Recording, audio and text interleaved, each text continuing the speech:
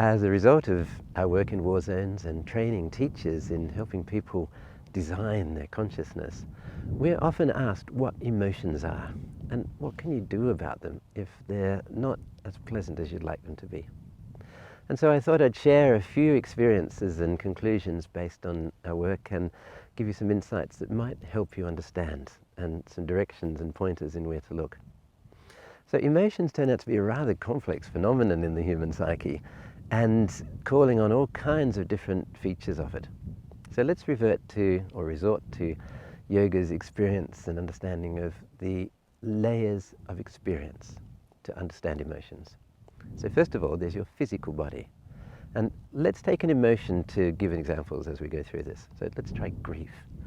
And maybe you can think of a time when you've experienced not a big grief, but a gentle, smaller grief. That's for the purpose of what we're doing here. And you might have noticed your physical body changing. Its breathing structure perhaps changed. Its posture changed. Maybe you felt a depth of heaviness inside your abdomen or a closure around your heart. And so those are changes in your musculature, your posture, your ease of breathing, and your biochemical makeup. And the great news about that is that by discovering and noting exactly those changes, you can then use tools, such as from yoga, to transform those experiences into their positive counterparts. And as we move on, you'll see that actually that helps in actually healing the emotion itself. Then there's our pranic body, the field of consciousness in and around us. And so whether that's an actual tangible thing or merely a way for us to understand how our thoughts and emotions become physical, it has a great place in your understanding of the psyche, if you want. And so taking the example of sadness onwards, you might find if you're sad that there's a general sense that you don't want new things to come in, new information, new awareness. You'd rather just pause and be for a little bit. And there's a really good reason for that. And it actually comes from the next layer up, the layer of our motivations, our directed thoughts. And I suppose it's a good reason why we might describe emotions as energy in motion. They're energies within your psyche motivating you to get up and act, to change, to transform, or in the case of sadness, to not do anything at all. I don't know if you've noticed, it's maybe more obvious when you've experienced a really profound grief, that you actually don't want to do anything new. In fact, the core motivation behind grief is probably more like stop and pause. And secondly, find a new way to feel whatever part of you or whatever part of your life now seems to be empty because of what you've lost. And those are big topics. Stop and pause.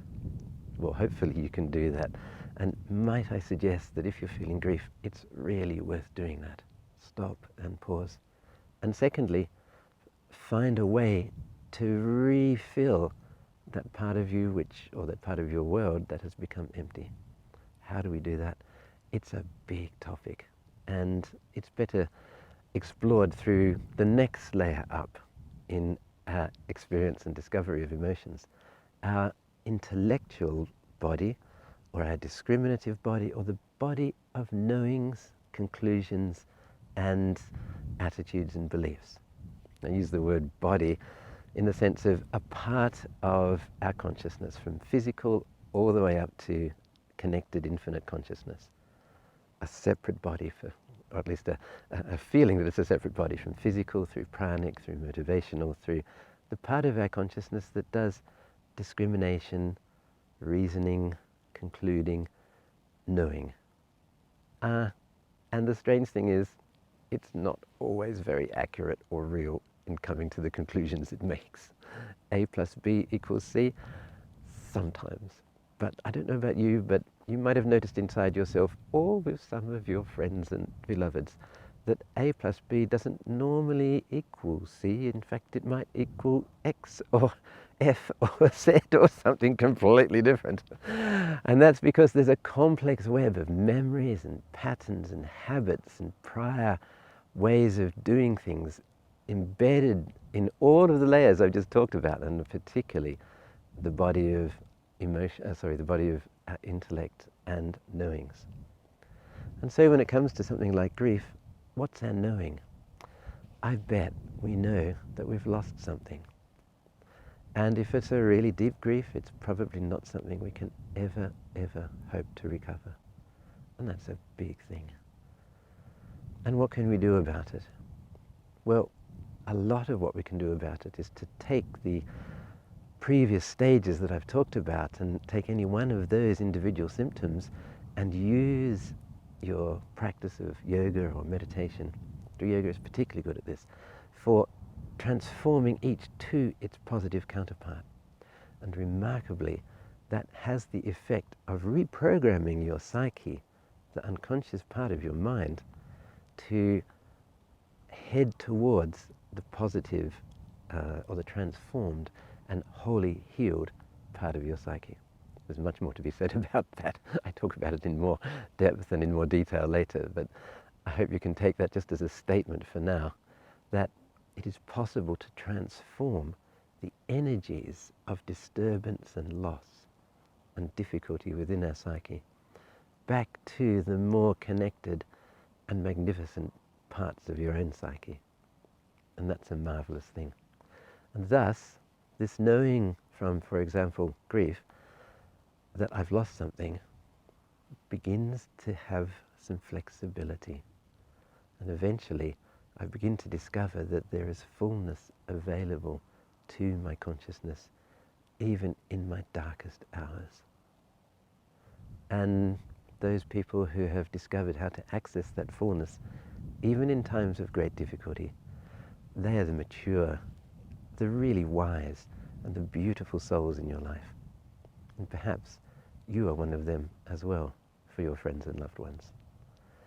And so I hope that gives you a bit of an idea of how emotions are indeed a very complex phenomenon of physical body, pranic body, emotional or motivational body, and the body of discrimination and knowings. Beyond that, there's the part of our mind that knows about connectedness and the beauty of all things and the yearning to connect with that. And if you're listening to this, I suspect that part of you is probably very alive. And I look forward to helping you use that part of you to transform the more painful sides of your consciousness into forces which are of great benefit to yourself and to the world around you. So let's see what we can do with all of that.